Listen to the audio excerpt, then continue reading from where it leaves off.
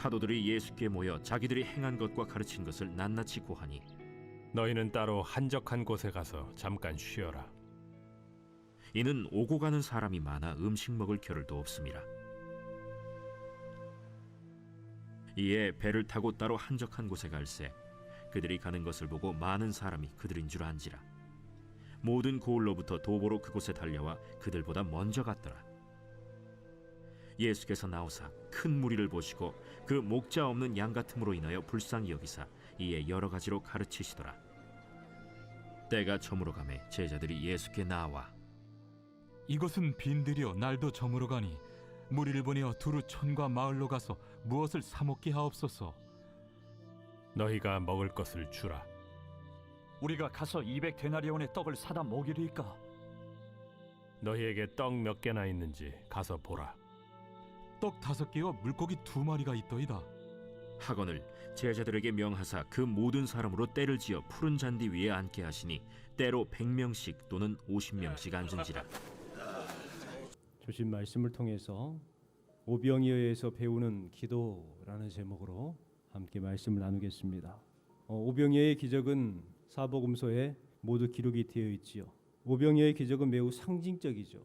복음서에서 예수님께서 하신 말씀이나 행적 등이 기록이 되어 있는데 가르침이나 기적 여러 가지로 구분을 할 수가 있습니다. 이것은 가르치신 것이다. 이것은 기적이다. 이것은 이적이다. 그렇다면 예수님께서 오병이어로 많은 사람을 먹이신 이 사건은 어떻게 분류할 것인가? 기적으로 분류할 것인가? 교훈으로 분류를 할 것인가? 기도로 분류를 할 것인가? 오병이어는 참 다양한 것으로 분류를 할 수가 있습니다. 기적으로도 기도로도 헌신 이렇게 구분할 수가 있겠죠. 예수님께서 오병이어를 통해서 많은 사람을 먹인 이 사건을 통하여서 우리가 가장 두드러지게 생각하는 것은 기적이라고 생각을 합니다. 또 5개와 물고기 2마리로 남자만 세어서 5,000명이 되는 많은 사람들을 먹였습니다. 그리고 12광주리를 거뒀습니다. 분명히 기적 같습니다. 그런데 오늘 주신 말씀은 단순히 기적으로 분류하는 것은 무엇인가 좀 아쉽습니다. 왜냐하면 그 기적이 있기 위해서 제자들의 헌신과 한 아이의 헌신과 예수님의 기도가 있었기 때문에 이것은 그냥 단순히 기적이다라고 치부하는 것은 좀 아쉽다라는 생각을 해봅니다. 이 이야기 속에서는 다양한 또 깊이 있는 메시지를 발견할 수가 있습니다. 우리가 생각해 볼 것은 첫 번째가 누군가가 바쳐야 한다는 것입니다. 예수님께서는 아무것도 없는 상태에서 기적을 행한 것이 아니었습니다. 한 소년이 가져온 오병이어를 가지고 축사하신 후에 그것을 나누어 주었죠. 여기서 오병이어가 참 중요하다는 생각을 해봅니다. 오병이어는 예수님께서 기적을 행하시는 데에 마중물 역할을 했어요. 물론 예수님은 그 일들을 감당해 나갈 수 있었어요. 충분히 그렇게 할 수 있어요.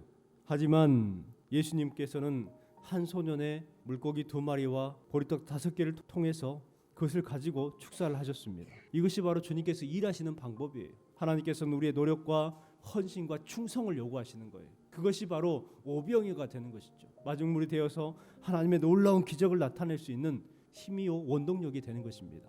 예수님께서는 이미 아시고 가지고 오기를 기다리셨습니다. 예수님께서 왜 소년이 가져온 오병이어를 가지고 기적을 베푸셨을까? 참여하기를 원하셨어요. 이 오병이어의 기적을 단순히 기적으로만 생각하는 것이 아니라 나에게 은혜가 되고 감동이 되게 하시기 위해서였습니다. 하나님께서는 하나님의 역사에 우리를 참여하게 하기를 원하십니다. 하나님은 하나님께서 역사를 주관할 때에 쭉 이끌고 간 것이 아니라 그때마다 하나님은 사람을 쓰셨고 이루어내는 것을 볼 수가 있습니다. 오병이어의 기적이 일어났을 때에 제자들은 신이 났을 겁니다. 생각해 보세요. 제자들이 오병이어를 나눠주면서 얼마나 신이 났을까요? 줘도 끝이 나지 않는 거예요. 예수님의 제자들은 자랑스럽게 생각했을 겁니다. 제자들은 흥분되었을 겁니다. 바로 제자들의 헌신이 있었죠. 제자들의 참여가 있었습니다. 뿐만 아니라 오병이어를 바친 어린아이가 가장 기뻤을 겁니다. 자신이 드린 작은 도시락을 통해서 수많은 사람들이 먹는 것을 보고 이 어린아이는 얼마나 기뻤을까요? 바로 오병이어는 참여하는 사람으로부터 기쁨을 누리게 하시는 사건이었다는 것을 우리는 알 수가 있습니다. 우리도 참여함에 기쁨이 있었으면 좋겠습니다. 찬양을 드릴 때에 뜨겁게 하나님을 찬양함을 통해서 뜨거운 기도가 되게 하고 예배를 드림을 통해서 함께 은혜 받는 시간이 되고 내 헌신을 통해서 하나님의 나라가 확장되는 것에 보람을 느끼는 그러한 참여하는 성도의 삶이 되었으면 좋겠습니다.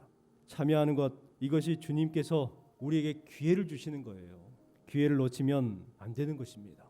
두 번째는 단순해야 한다는 것입니다. 우리는 오병이어를 복잡하게 생각합니다. 오병이어는 특별한 일로 생각을 합니다. 그런데요, 단순해야 되는 것이죠. 어린아이들의 특징이 뭐냐면 단순하다는 것입니다. 그러나 어른들의 생각은 복잡하죠. 어렸을 때는 단순했습니다. 그런데 우리가 나이가 먹으면 먹을수록 복잡해져요. 젊었을 때는 안 그랬는데 나이가 드니까 생각이 많아진다는 거예요. 여러분, 복잡해지는 거예요. 본문에 보면 제자들은 생각이 참 복잡했습니다. 그곳에 다른 어른들도 아마 복잡했을 거예요. 사람들이 간식을 챙겨왔을 거예요. 그런데 그들은 생각을 합니다. 우리가 먹을 것도 모자란데 이것을 나눠주기가 참 어렵다, 불편하다 생각을 했을 겁니다. 그런데요, 그 어린아이는 단순했어요. 여러분, 우리도 생각해보면 복잡하기 때문에 헌신하지 못하고, 복잡하기 때문에 아까워하고, 복잡하기 때문에 충성하지 못하는 경우가 참 많이 있는 것 같습니다. 이렇게 저렇게 생각해보고 믿으려고 하죠. 그러나 믿음은요, 단순해야 돼요. 우리의 복잡한 생각들을 주님께 맡기고 주님께서 정리해 주시는 답을 붙잡는 거예요. 우리의 생각이 단순해지는 것입니다. 아이는 계산할 줄 몰랐습니다. 안드레처럼 이거 얼마나 도움이 되겠어 이렇게 생각하지도 않았어요.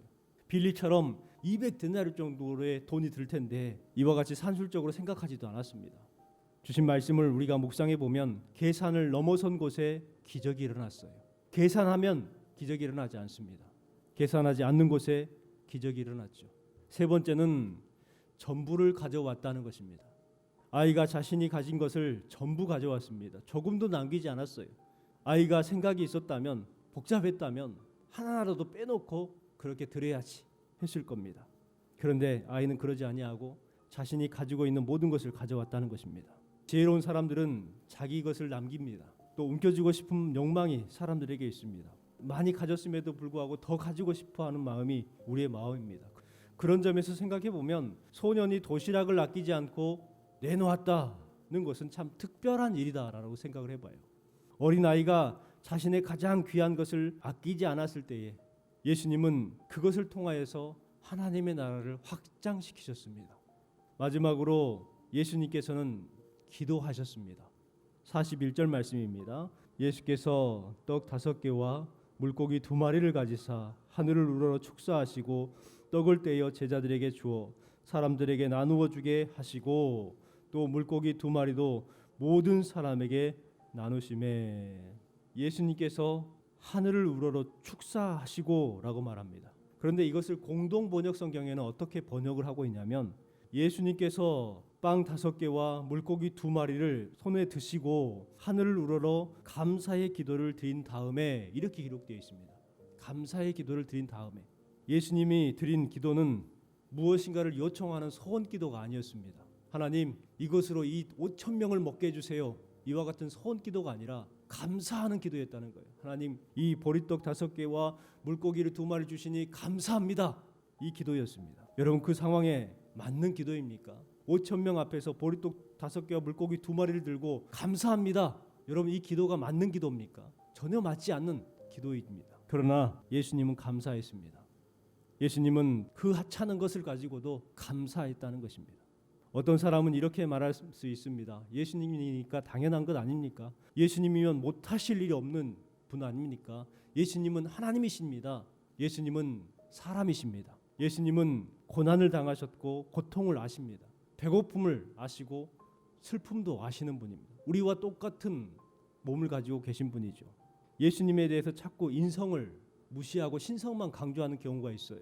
그런데 절대 그렇지 않습니다. 보리떡 5개와 물고기 2마리로 5,000명을 어떻게 먹을 것인가. 그러나 그 가운데서도 감사하며 기도했다는 거예요. 청원 기도가 아니라, 소원 기도가 아니라 감사하는 기도를 했을 때에 놀라운 기적이 일어난 거예요. 우리는 대부분 소원 기도를 합니다. 감사하며 기도하지 못하죠. 평가를 합니다. 이것이 감사할 것인가 아니면은 더 구해야 될 것인가. 우리는 대부분 더 구합니다. 그러나 예수님께서는 그 작은 것 가지고도 감사하며 기도했습니다. 그 감사 기도가 5,000명이 먹고 남는 원동력이 된 것이죠. 오병이어의 사건은 단순히 기적으로만 생각해서는 안 됩니다. 우리도 어린아이와 같이 내 것을 드릴 수 있는 그러한 믿음이 되었으면 좋겠습니다. 늘 감사하며 기도할 수 있는 믿음, 그 믿음이 우리의 삶을 기적으로 이끄는 복된 삶이 되게 할 줄 믿습니다. 오늘 하루도 여러분의 삶 가운데에 오병이어의 은혜가 넘치시기를 주님의 이름으로 축원합니다.